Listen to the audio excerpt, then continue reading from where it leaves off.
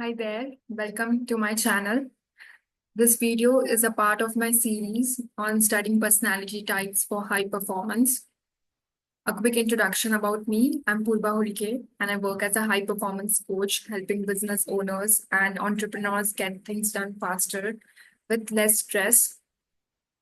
So the reason why I have started this series is to help my clients get through a thorough understanding of their personality types so that they can use this understanding to craft their personalized path towards achieving high performance and productivity. With that being said, let's get into the overview. So, in the past class, we had discussed what is personality, why do we study personality types. We also studied why it is necessary to study personality to achieve high performance and optimal performance in your life. We saw the overview of major personality theories that would help in achieving optimal performance. In today's class, we will discuss Carl Jung's psychological types historical context, then understanding what is consciousness in Jungian psychology, key components of consciousness, then what is individuation, and the next last topic. So, little bit of the historical context of psychological types.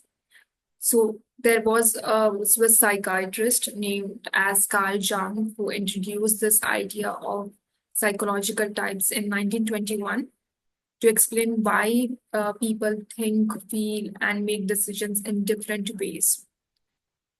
His theory laid the foundation for a lot of personality models like MBTI, Big Five personality traits, Kiersey, temperament sorter. And while Jung was putting down the theory of psychological types, he talked a lot about consciousness, the conscious mind, and the unconscious aspects of the mind. Okay, so now I'll also talk about what does he mean by consciousness and what does consciousness mean in Jungian psychology. Basically, for that, we need to know what is Jungian psychology. So, the work of Carl Jung in the field of psychology is Jungian psychology. It is a theory of mind that explores how people think, feel, and grow. It will focus on the main concepts of personality types and the conscious, unconscious mind, and a lot about personal development. So, understanding consciousness in Jungian psychology. So, consciousness refers to that part of the psyche that is aware of itself and its surrounding. So, it's that I, the me, everything we actively think, feel, sense, and perceive about ourselves. And here is the catch. When we often assume that this conscious part of us that we think is I or me is our entire self, when actually it is not. In fact, what Jung emphasized that what we think of is I or me or the conscious mind is just a tip of an iceberg. The entire iceberg would include the I, me, or the conscious mind, the subconscious and unconscious. All right. Generally, we are only aware of our conscious mind, and we think that's me. When the truth is that you are not just that, you are beyond that. So, what this really means is that when we talk about the consciousness that we think is I or me, in Hindi we would call it as Atma. So, we never think that we are usually referring only to what we think we know about us. All right. Have you ever thought that what you think, what you know about you is very, very limited? We don't include that part of us which has been repressed or ignored. So when you say this is me, this is who I am.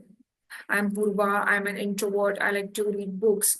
We never think that what we think as I or me is a very limited part of the larger whole. Yeah, I'm Purva. I'm an introvert. I like to read books, but that's not just me. I have a a, a personality which is beyond that.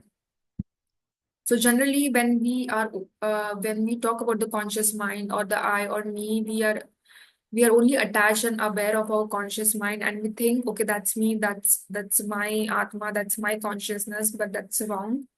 What you think of I or me is very, very small part of what you can be or what you really, really are. All right. So your conscious mind or the I or the me is like a flashlight in a vast dark cave. All right. Your thoughts, emotions, and perceptions that you think is me is just a very small fraction of your original identity. Right now, you're not seeing the whole picture. And Jung's work would invite you to see this whole picture, to step beyond the narrow frame of I and explore the full depths of your psyche. So, the main intention of studying psychological types is to understand who you are beyond that I or what we think is our personality. All right. Coming to the key components of consciousness, when Jung talked about consciousness, he talked about the ego. So ego is again what we think is I or me, or my self identity, the part of that psyche that constructs this sense of I. It will constitute your personal beliefs, your personal preferences, and the interactions that you had with the world. However, Jung saw that the ego is very limited. It does not fully grasp the deeper layers of your psyche. So, ego is basically like we have the certain kind of certainty about who we are. All right. Uh, like I know that I'm an introvert. I like reading books. You might be an extrovert. You like to talk with a lot of people. You are a very organized person, something like that. So our self identity or concept is basically made up of the traits and attributes and other qualities that we associate with ourselves. So, a self identity is who we perceive to be ourselves. It is based largely on our conditioning, the family and culture that we are born into. That's our ego. So, when we talk about 16 personality types or MBTI, think of it like we are talking about 16 types of egos or 16 types of self identity or 16 types of conscious minds. So, that's conscious mind or the ego. And then Jung talked about the personal unconscious, that in simple terms or in popular terms, we can think of it as uh, subconscious mind, conscious subconscious mind. It will contain a lot of your repressed memories and forgotten experiences. So this is one diagram that I have inserted in this talk. That explains the conscious, subconscious, and unconscious. So you might have seen it a lot as well. So it really helps in understanding the theory that the conscious mind is everything that we know is me. Which is your identity. Then you have subconscious mind. It will store all those past memories, all those experiences that we probably had in our childhood that somewhere got that we forgot about. we are s- uh, we can be aware of it. Sometimes we are also aware of it, but it is not as readily available to us. The data of the subconscious mind is not as readily available to us as that of the conscious mind. So you will have to put in the effort to understand, okay, what happened in the past, and how things, how uh, how my culture, how my conditioning has affected me. That uh, so that is the part of your subconscious mind, uh, the memories and the hidden parts of you. All right, then the unconscious mind is also something that we'll talk about in shortly, but it will contain um, all that parts of yourself which is again very much repressed and suppressed. Uh, it will contain that part of you which you think is this is not me, right? this is not me. This is definitely not me. This is the kind of attitude that we have towards the things that is unconscious within us. All right. So again, the main point is that why are we studying this? So later on, I'll also be talking about cognitive functions, and it is very much connected to this concept of conscious, subconscious, unconscious mind. So in that, we will be exploring how we can practically access the powers and strengths of your subconscious and unconscious minds.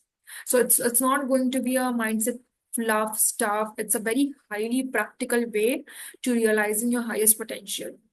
When you do that, you will be able to become all that you can be. All right. So always, have this in your mind that this is not going to be a fluff. You will this is the foundation of the things that will study ahead, which will help you unlock your true potential. All right. So we are done with conscious, subconscious, and then also Jung talked about shadow, the hidden aspects of yourself, the unconscious mind. It will consist of the parts of you which is denied, suppressed, or ignored due to social or personal discomfort. It is that unlived part of you. All right. Now, again, why do we have to study this? So I have used a metaphor to help you understand what is subconscious and unconscious really like. You can think of subconscious and unconscious minds are like that, are like the basement of a grand house, which is, out of sight, but it is very much part of the structure of the house. Every time we feel something that we don't want to feel, like shame, anger, fear, desire, we sweep it down the stairs and shut the door. All right. But basements don't erase what is stored in them. They will collect it.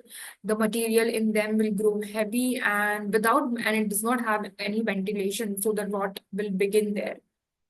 The smell will creep into your floors and above in the form of anxiety, impulsive behavior, self sabotage, illness, projection.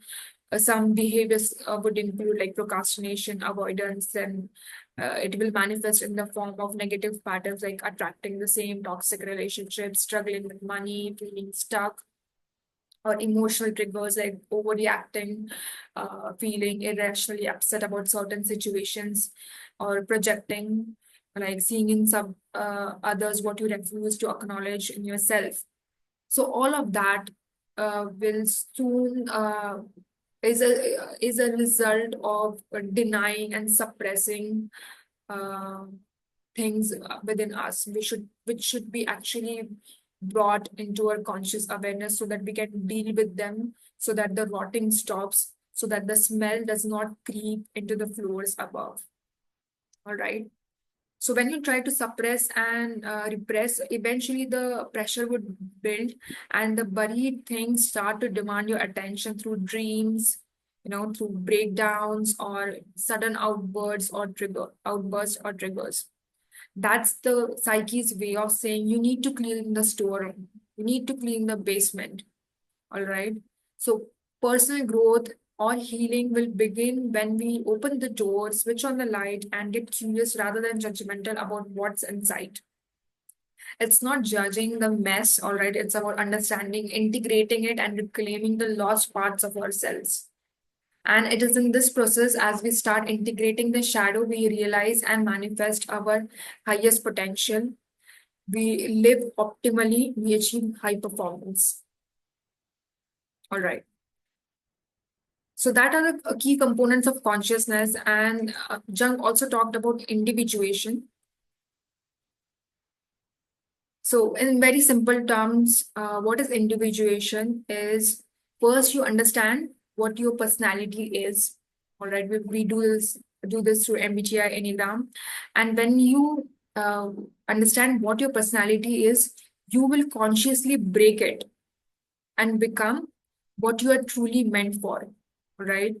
So, personally, again, as I said before, your ego or your personality or your conscious mind, it's a very limited way to live life. You're missing out on so many things.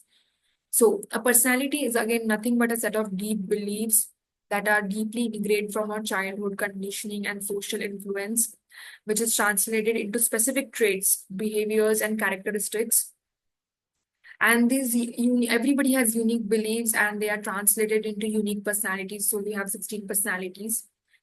And it's very important that we break this personality, because living just by your personality or ego offers you a very narrow and limited way of living life. Living just via your personality or an egocentric identity can make you feel very restricted, like you are not fully controlling your life, control of your life. You are not the one who is consciously creating life, but life is happening to you. So there is huge difference. When you are creating your life consciously, you will feel much in power, much in control. You will experience a lot of psychological freedom and autonomy. So whenever you feel restricted, like you are not fully in control of your life, when you are living this egocentric identity, you will find yourself repeating the same struggles despite your best efforts to change.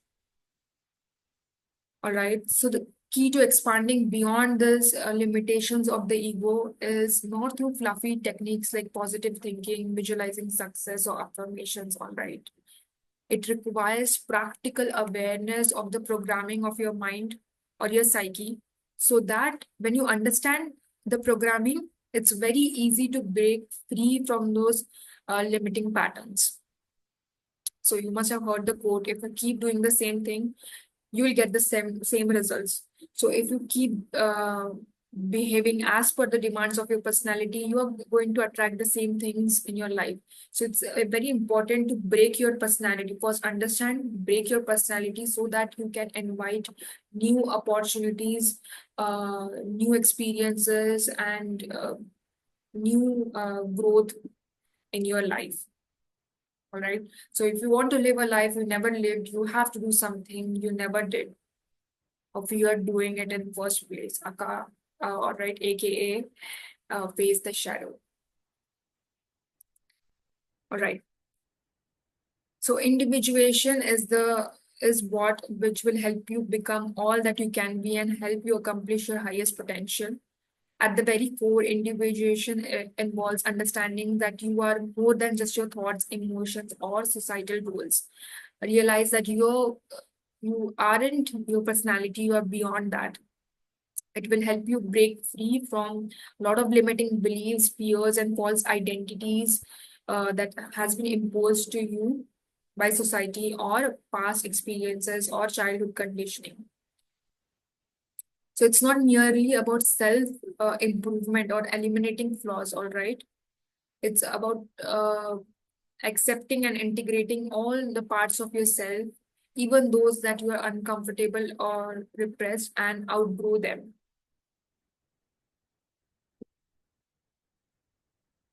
Again, so individuation is a process that will open the doors for us to ask big questions of life, like, are we really the heroes of our life? Are we the authors of our life? If not, then whose script are we acting out? Perhaps our the greatest failures in our lives would not be taking steps to answer these big questions and thus removing the unconscious layers within us. So you have to focus on at some point of time to break your personalities and take charge of your life. And one very important note is that individuation is it's not something that is a nice to have, right? It's a must have in today's life, because you can see the world around us is rapidly changing. We live in a VUCA world. It is changing so fast and it's transforming at an unprecedented pace. So if we don't evolve internally as well, we will risk feeling lost, disconnected, or overwhelmed. So true growth would happen to you. Evolution would happen to you when you face your hidden fears, suppressed desires, and those unconscious patterns. And then you face them and bring them into your conscious awareness. And that will allow you to become more happy and truly self-confident. All right. So by embracing both our light and our shadow, we don't just react to external change, but we take charge of our evolution. And that's how we truly become self-confident. So that was all about individuation. And now coming to the next class topic, this was class 2.